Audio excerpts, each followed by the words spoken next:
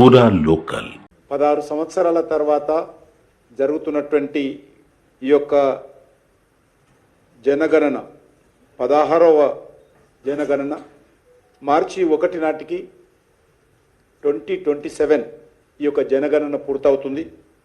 మార్చి 1వ తేదీ రెఫరెన్స్ తేదీగా ఈ యొక్క జనగణనకు నిర్ణయించడం జరిగింది. మార్చి 2027 ఈ యొక్క జనగణన పూర్తి అయినట్లయితే దేశంలో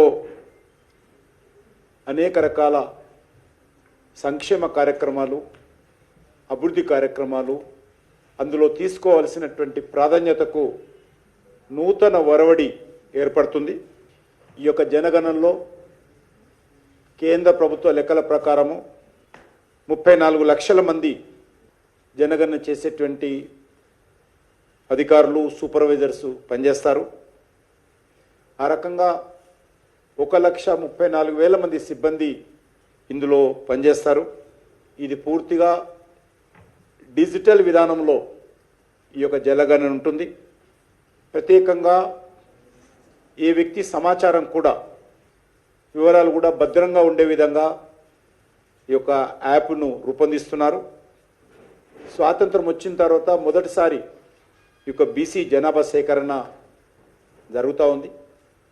గతంలో బ్రిటిష్ వాళ్ళు ఉన్నప్పుడు ఈ యొక్క సేకరణ జరిగింది 100 సంవత్సరాల క్రితము. మళ్ళీ ఇప్పుడు ఇన్ని సంవత్సరాల తర్వాత జరుగుతూ ఉంది. ముఖ్యంగా కేంద్ర ప్రభుత్వము ఈ యొక్క 11 సంవత్సరాలుగా చేపట్టినటువంటి అనేక అభివృద్ధి కార్యక్రమాలను, తీసుకున్నటువంటి అనేక నిర్ణయాలను ప్రజల మధ్యలో వివరించడం కోసం పార్టీ చేపట్టినటువంటి కార్యక్రమం పూర్తిగా విజయవంతం అవుతూ ఉంది.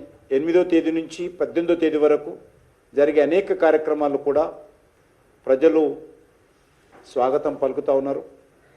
ముఖ్యంగా ఈరోజు ప్రభుత్వం మన తెలంగాణ రాష్ట్రంలో స్థానిక సంస్థల ఎన్నికలు నిర్వహించబోతామని, త్వరలో నిర్ణయం తీసుకుంటామని రాష్ట్ర ప్రభుత్వం ప్రకటించింది. దీనికి స్వాగతం పలుకుతా ఉన్నాను. ఇప్పటికే చాలా ఆలస్యమైంది.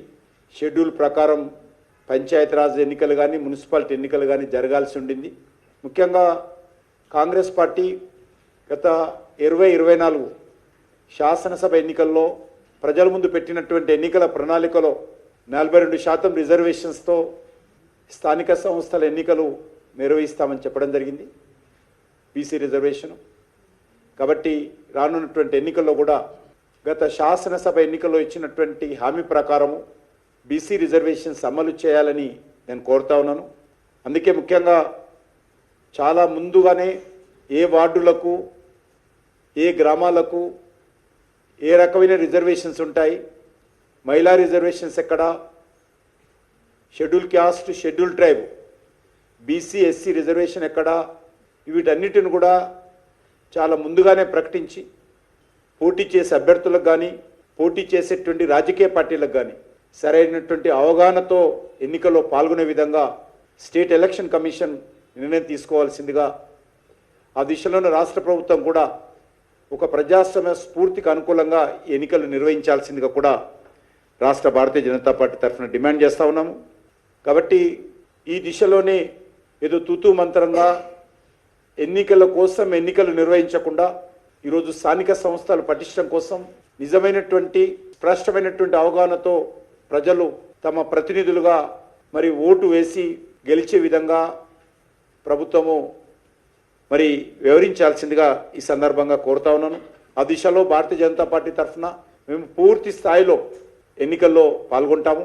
అన్ని స్థానాలకు కూడా స్వతంత్రంగా పోటీ చేస్తాము. ముఖ్యంగా గ్రామీణ ప్రాంతాల్లో ఒక నూతన యువ రాజకీయాన్ని ప్రోత్సహిస్తాము. ప్రధానమంత్రి గారు గతంలో ప్రకటించినట్టు 1000 మంది ప్రతి పార్లమెంటులో నూతన యువత ముందుకు రావాలని వారు చెప్పారు.